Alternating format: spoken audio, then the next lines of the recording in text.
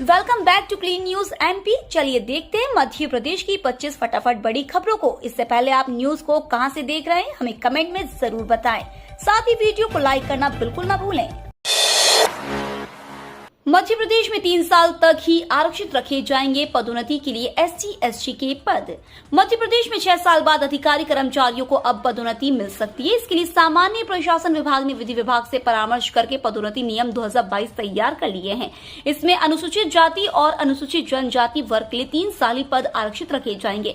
इस अवधि में यदि संबंधित वर्ग के पात्र अधिकारी कर्मचारी नहीं मिलते हैं तो फिर इन्हें शून्य घोषित कर नए सिरे से गणना की जाएगी। इसी तरह पदोन्नति के पद प्रति वर्ष निर्धारित होंगी। आरक्षण उपलब्ध पदों के आधार पर तय होगा। वर्षा बन रही बाधा, धीमा हुआ मेट्रो का काम, ट्रायल रन में 11 माह बाकी।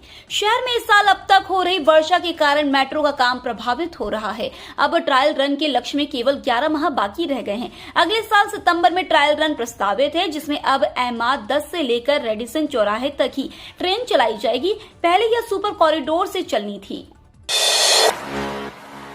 जबलपुर जिले के सरकारी स्कूलों में 1,39,000 विद्यार्थियों की हर रोज लगेगी ई-अटेंडेंस। राज्य शिक्षा केंद्र से कक्षा 1 से 8वीं के सभी सरकारी स्कूलों में ई-अटेंडेंस का फरमान जारी किया है। स्कूलों में बच्चों की उपस्थिति को लेकर सतत निगरानी के लिहाज से रियल टाइम डेटा लिया जा रहा है, ताकि प्रतिदिन विद्यार्थियों की उपस्थिति चिन्हित की जा सके। इस नई व्यवस्था से शिक्षकों के साथ बच्चों की उपस्थिति पर नजर रखी जा सकेगी। शिक्षा विभाग का मानना है कि छात्रों को गुणवत्तापूर्ण शिक्षा देने के लिए ये नई व्यवस्था कारगर साबित होगी। इसलिए विभाग द्वारा एक मोबाइल ऐप तैयार कराया गया है, जिससे छात्रों की राज्य, जिला एवं विकासखंड स्तर पर दैनिक निगरानी होगी। उत्साह के साथ शुरू हुई अग्निवीरों की भर्ती। सेना में अग्निवीर योजना के तहत युवाओं की भर्ती की प्रक्रिया कल से शुरू हो गई है। सागर शहर में यह प्रक्रिया कल 7 से 20 अक्टूबर तक चलेगी। पहले दिन हजारों युवा सागर पहुंचे, जिससे आयोजन स्थल पर कड़ी सुरक्षा व्यवस्था के बीच भर्ती प्रक्रिया शुरू हो गई है। भर्ती रैली में शामिल होने वाले युवाओं में काफी उत्साह नजर आया। जिले में 2 दिन से हो रही लगातार बारिश के बाद मौसम में ठंडक बनी हुई है, लेकिन युवाओं में ठंड का कोई असर नजर नहीं आया। नई स्कीम से स्नातक प्रथम वर्ष का बनेगा रिजल्ट। राष्ट्रीय शिक्षा नीति के अंतर्गत बनी परीक्षा स्कीम में 10 दिन पहले उच्च शिक्षा विभाग में संशोधन किया है। इसके चलते देवी अहिल्या विश्वविद्यालय का काम बढ़ गया है। अब नई स्कीम के तहत स्नातक प्रथम वर्ष के रिजल्ट बनाए जा रहे हैं, जिसमें वह 7 पाठ्यक्रम के परीक्षा परिणाम भी शामिल है, जिन्हें विश्वविद्यालय ने 22 से 29 सितंबर के बीच घोषित कर दिया था। नए सिरे से सभी 12 रिजल्ट को तैयार करने का काम अंतिम चरण में चल रहा है। अधिकारियों ने मूल्यांकन केंद्र को तेजी से कॉपियां जांचने को कहा है, क्योंकि 15 अक्टूबर की डेडलाइन रखी है। अयोध्या को स्वच्छ बनाने के लिए IIM इंदौर ने बनाया स्वच्छता गान। अयोध्या में हर गली मोहल्ले में अब चम चम चमकी हमरी अयोध्या गीत सुनाई देगा। इसके जरिए अयोध्या वासियों को राम नगरी को साफ सुथरा रखने की अपील की जाएगी। वहीं राम नगरी को अंतर्राष्ट्रीय मानक के अनुसार टूरिस्ट डेस्टिनेशन बनाने का रास्ता भी तैयार किया जाएगा। अयोध्या नगर निगम और भारतीय प्रबंध संस्थान के साझा प्रयास से तैयार ये स्वच्छता गान लोगों को जागरूक भी करेगा। शहर के मठों और मंदिरों के बीच से निकलती हुई राम की भजन सुनाई पड़ते हैं। अब राम नगरी को अपना एक स्वच्छता गान भी मिल गया है। निमाड़ के सफेद सोने ने विदेश में भी जमाई धाक। निमाड़ में सफेद सोने के नाम से मशहूर कपास की फसल ने विदेश में भी धाक जमाई है। निमाड़ के 4 जिलों खरगोन, बड़वानी, खंडवा, बुरहानपुर में इसका अच्छा उत्पादन होता है। मध्य प्रदेश में हर साल करीब 20 लाख गठान रुई का उत्पादन होता है। निमाड़ के 4 जिलों में सर्वाधिक कपास उत्पादन खरगोन जिले में होता है। इसका रकबा करीब 2 लाख हेक्टेयर क्षेत्र में। उद्योगपतियों के अनुसार वर्ष 2022-23 में करीब 6 लाख गठान का उत्पादन होने की संभावना है। उज्जैन में प्रधानमंत्री नरेंद्र मोदी की सुरक्षा के लिए जमीन से आसमान तक रहेगी नजर। महाकाल लोक का लोकार्पण करने के लिए 11 अक्टूबर को उज्जैन आ रहे प्रधानमंत्री नरेंद्र मोदी की सुरक्षा के लिए विशेष सुरक्षा दल ने शुक्रवार से कमान संभाली। हेलीपैड पर एयरफोर्स के MI-17 हेलीकॉप्टर को उतार व उड़ाकर ट्रायल किया गया। एयरफोर्स के अधिकारियों ने हेलीपैड के आसपास पेड़ों की कटाई करने व डामरीकरण करने के निर्देश दिए। इंदौर नगर निगम के कर्मचारियों के लिए महापौर ने की बड़ी घोषणा।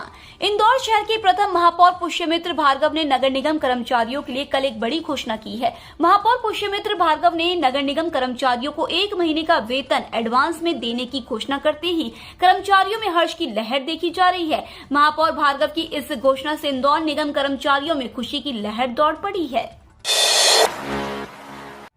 मध्य प्रदेश के हर जिले में बनेगी लाडली लक्ष्मी सड़क। विधानसभा चुनाव 2008 में जिस लाडली लक्ष्मी योजना ने भाजपा की नैया पार लगाने में खूब मदद की थी, वही योजना वर्ष 2023 के विधानसभा चुनाव में भी अहम भूमिका निभाएगी। राज्य सरकार ने तय किया है कि प्रत्येक जिले में एक आदर्श सड़क लाडली लक्ष्मी के नाम से जानी जाएगी। इसके लिए सभी कलेक्टरों से सड़क का चयन कर प्रस्ताव मांगे गए हैं। इसी के साथ हर जिले में बनेगी लक्ष्मी लाडली सड़क। विद्यार्थियों की उपस्थिति नहीं दर्ज हो रही बायोमेट्रिक मशीन पर। अक्टूबर से कॉलेजों में आने वाले विद्यार्थियों की उपस्थिति बायोमेट्रिक मशीन से दर्ज होनी थी, लेकिन अधिकांश कॉलेजों में अभी पुरानी पद्धति से छात्र छात्राओं की अटेंडेंस लगाई जा रही है। कारण यह है कि बाजार में मशीन की उपलब्धता कम है। इस वजह से संस्थानों में मशीन नहीं लगी है। कॉलेजों ने इसके बारे में उच्च शिक्षा विभाग को पत्र लिखा है। फिलहाल कुछ दिनों की मोहलत दी गई है। वैसे नवम्बर से विद्यार्थियों की उपस्थिति का रिकॉर्ड कॉलेजों को देना है। डॉक्टर के लिखित प्रिस्क्रिप्शन पर ही मिल सकेगी नींद और गर्भपात की दवाई। नींद एवं ट्रंक्विलाइजर श्रेणी तथा गर्भपात गर्भ समापन की दवाइयां रजिस्टर्ड मेडिकल प्रैक्टिशनर के लिखित प्रिस्क्रिप्शन पर ही मिल सकेगी। बगैर डॉक्टर की पर्ची के इन दवाओं को बेचने वाले मेडिकल स्टोर संचालकों के खिलाफ कार्रवाई की जाएगी। इस संबंध में प्रशासन ने दंड प्रक्रिया संहिता 1973 की धारा 144 के तहत प्रतिबंधात्मक आदेश जारी कर दिए हैं। आदेश का उल्लंघन करने वालों के खिलाफ धारा 188 के अंतर्गत कार्रवाई की जाएगी। स्वच्छ सर्वेक्षण 2023 में जबलपुर को अव्वल बनाने की कवायद शुरू। स्वच्छ सर्वेक्षण 2022 में 2 पायदान पिछड़ने के बाद नगर निगम ने स्वच्छ सर्वेक्षण 2023 में शहर को अव्वल बनाने की कवायद शुरू कर दी है। इसके लिए नगर निगम स्वच्छ टेक्नोलॉजी चैलेंज आयोजित कर रहा है, जिसमें 185 अंक निर्धारित किए गए। आवासन एवं शहरी कार्य मंत्रालय भारत सरकार द्वारा स्वच्छ सर्वेक्षण 2023 के मापदंडों के आधार पर स्वच्छ टेक्नोलॉजी चैलेंज आयोजित की जा रही है। आरबीआई जल्द जारी करेगा ई-रुपया। देश की घरेलू करेंसी को लेकर रिजर्व बैंक ऑफ इंडिया ने एक जरूरी जानकारी साझा की है। रिजर्व बैंक ने बताया है कि करेंसी को जल्द डिजिटल अवतार में लॉन्च किया जा सकता है। आरबीआई के मुताबिक पायलट प्रोजेक्ट के तहत ई-रुपया लॉन्च करने की तैयारी की जा रही है।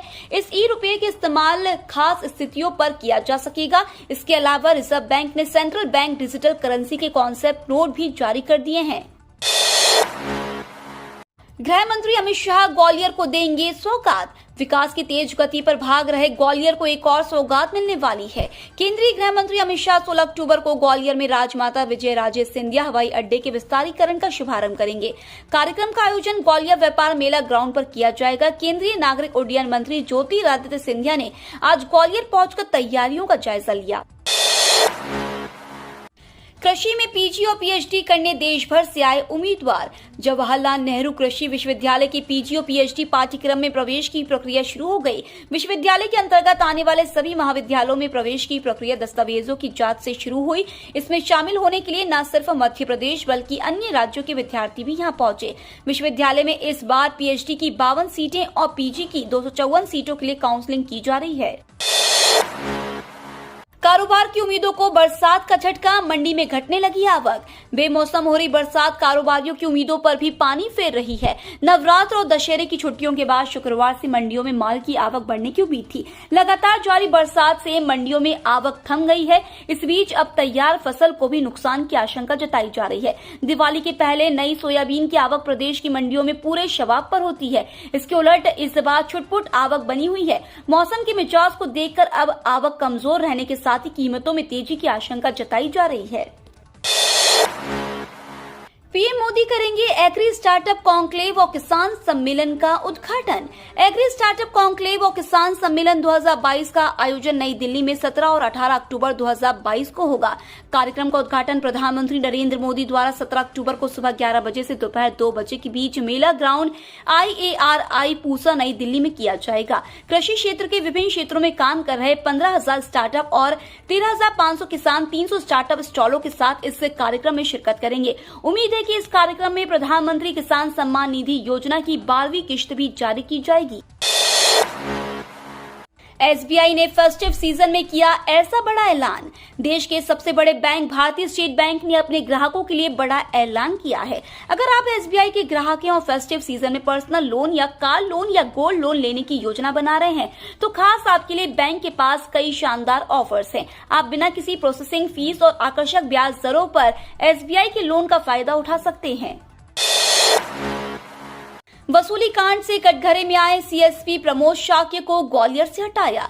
रेत से लदे डंपर को छोड़ने के एवज में वाहन मालिक से अवैध वसूली कांड में कटघरे में आने के बाद सीएसपी प्रमोद शाक्य को ग्वालियर से हटा दिया गया है। उन्हें पुलिस मुख्यालय भोपाल भेजा गया है। शुक्रवार शाम को पुलिस मुख्यालय से इस संबंध में आदेश जारी हो गया। मध्य प्रदेश में सबसे पहले गोवंशी का 100% टीकाकरण करने वाला जिला बना बुरहानपुर। कोरोना जैसी महामारी को प्रदेश में सबसे पहले नियंत्रित करने वाले बुरहानपुर जिले ने कलेक्टर प्रवीण सिंह के मार्गदर्शन में लंपी वायरस के नियंत्रण में भी सफलता हासिल की है। बुरहानपुर प्रदेश का ऐसा पहला जिला बन गया है जहां के 100% गोवंशी को गोट पॉक्स का टीका लगाया जा चुका है। इस सफलता का अहम बिंदु यह भी है कि गोवंशी के टीकाकरण को लेकर प्रशासन सिर्फ सरकारी टीकों पर निर्भर नहीं था। 12 करोड़ किसानों को इस दिन खाते में डाले जाएंगे 2000 रुपए। प्रधानमंत्री किसान सम्मान निधि योजना यानी पीएम किसान की 12वीं किश्त का इंतजार कर रहे लाभार्थियों के लिए अच्छी खबर है। दिवाली से पहले देश भर के 12 करोड़ से ज्यादा किसानों के खाते में मोदी सरकार जल्द ही 2000 रुपए ट्रांसफर कर देगी। जानकारी के मुताबिक किसानों को पीएम किसान योजना की 12वीं किश्त जल्द जारी की जाएगी। रिपोर्ट के मुताबिक सरकार 17 और 18 अक्टूबर 2022 को किसानों के खाते में पैसा ट्रांसफर कर सकती है। जनधन खाता धारकों के लिए खुशखबरी, हर महीने सरकार देगी 3000 रुपए। अगर आपने भी जनधन अकाउंट खुलवा रखा है तो आपके लिए बड़ी खुशखबरी है। बता दें, जनधन खाता धारकों को हर महीने पूरे 3000 रुपए मिलेंगे। इस योजना को चालू करने के लिए आपको बैंक में जाकर इस योजना को एक्टिव करवाना होगा। इसके बाद आप इस योजना का लाभ ले सकते हैं। कर्मचारियों को दिवाली से पहले बड़ा तोहफा, डीए की दरों में संशोधन। केंद्र सरकार द्वारा कर्मचारियों के डीए में वृद्धि करने के बाद अब 1987 और 1993 के आधार पर केंद्रीय सार्वजनिक क्षेत्र के उद्यमों में आईडीए वेतनमान के बाद बोर्ड स्तर के नीचे के अधिकारी और गैर संघीय पर्यवेक्षक के डीए की दरों में संशोधन किया गया है, जिसके लिए आदेश जारी कर दिया गया है। नवीन आदेश के जरिए 1 अक्टूबर 2022 से कर्मचारियों के महंगाई भत्ते में वृद्धि का भुगतान किया जाएगा। इसके लिए वित्त विभाग ने आदेश जारी कर दिया है। एमपी में भारी बारिश की चेतावनी। मध्य प्रदेश में फिलहाल बारिश से राहत नहीं मिलने वाली है। मौसम विभाग ने कई जिलों में भारी बारिश का अलर्ट जारी किया है। नर्मदापुरम, हरदा, बैतूल, विदिशा, सीहोर, बुरहानपुर, खरगोन, धार, इंदौर, देवास, गुना, बालाघाट, सागर, छतरपुर, टीकमगढ़ में भारी बारिश का येलो अलर्ट दर्ज हुआ है।